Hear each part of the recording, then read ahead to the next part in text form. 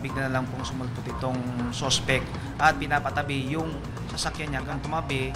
Nagpakilala na po siyang LTO at sinabi ang violation po niya is unauthorized side mirror. Siyempre nagtaka ho yung biktima. Ngayon, nung hinanapan na ng mission order, wala na akong may pakita.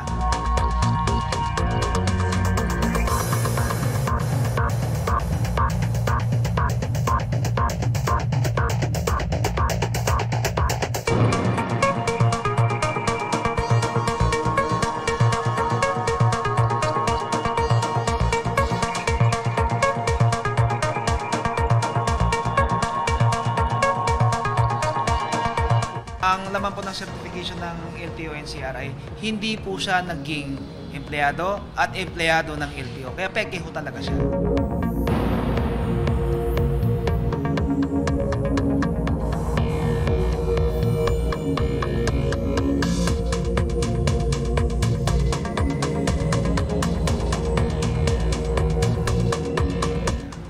Ngayon po, ang modus operandi nitong suspect is mag-isa lang siyang gumagalaw at naka-uniforme ng pang LTO at naka-vest. Kaya kung titignan mo, aakalahin mo talaga na siya ay miyembro ng LTO.